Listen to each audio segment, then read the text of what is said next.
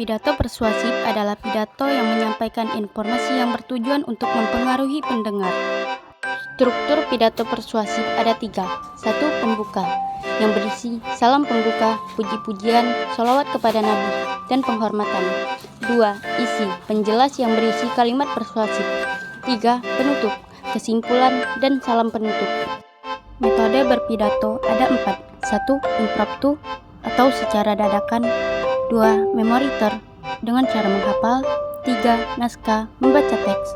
Dan 4. Ekstemporal, dengan catatan. Jenis-jenis pidato. 1. Pidato sambutan, biasanya disampaikan dalam acara-acara resmi seperti acara pernikahan dan ulang tahun. 2. Pidato informatif, biasanya disampaikan pada acara-acara pendidikan, pelatihan, atau konferensi. 3. Pidato argumentatif, biasanya disampaikan dalam acara-acara debat, diskusi, dan konferensi. 4.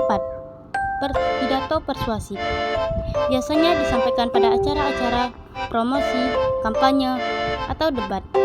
5.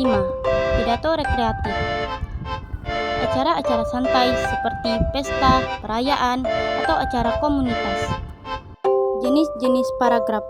1. Paragraf deduktif, kalimat utamanya di awal, kalimat kedua sampai akhir sebagai penjelas. Paragraf induktif, kalimat utamanya terdapat di akhir kalimat, kalimat 1 sampai sebelum kalimat akhir sebagai penjelas. Paragraf campuran, kalimat utamanya terdapat di awal dan akhir kalimat, selain kalimat awal dan akhir disebut penjelas. Kaidah kebahasaan pidato persuasif.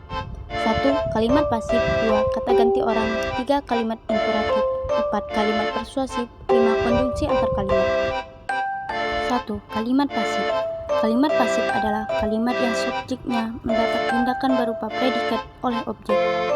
Ciri-ciri kalimat pasif. Subjek pada kalimat aktif menjadi objek pada kalimat pasif. Predikat menggunakan imbuhan di, ke, an, atau ter. Contoh kalimat pasif. 1. Tokonya terbakar oleh si jago merah. Tokonya sebagai subjek, terbakar sebagai predikat, si jago merah sebagai objek. 2. Rumahku kemasukan maling tadi malam. Rumahku sebagai subjek, kemasukan sebagai predikat, maling sebagai objek, tadi malam sebagai keterangan waktu. 2. Kata ganti orang. Kata ganti orang adalah kata yang dipergunakan sebagai pengganti subjek atau objek yang berupa orang. Jenis-jenis kata ganti orang. 1.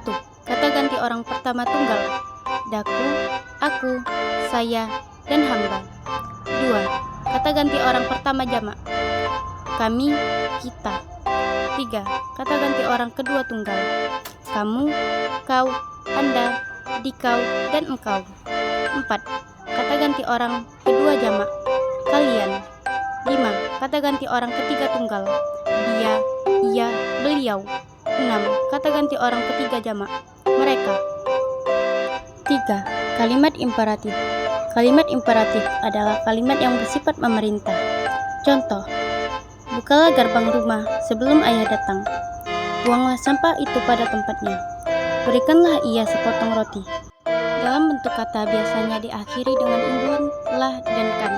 Dalam bentuk kalimat diakhiri dengan tanda seru. 4. Kalimat persuasif. Kalimat persuasif adalah kalimat yang bersifat mengajak. Contoh, ayo kita bermain layang-layang. Mari kita belajar. 5.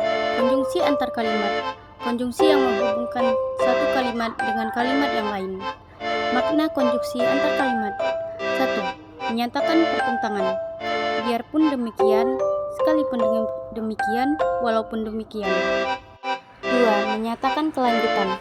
Kemudian, setelah itu, sesudah itu, selanjutnya. 3. Menyatakan adanya peristiwa lain. Tambahkan pula, lagi pula, selain itu. 4. Menyatakan kebaikan sebaiknya. 5. Menyatakan keadaan yang sebenarnya, sesungguhnya, bahwasannya.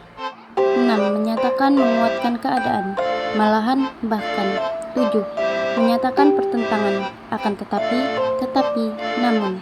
8. Menyatakan akibat, oleh karena itu, oleh sebab itu. Langkah-langkah menulis teks pidato. 1. Menentukan tema. 2. Menentukan judul. 3. Mendaftar pokok-pokok pidato. 4. Menentukan tujuan.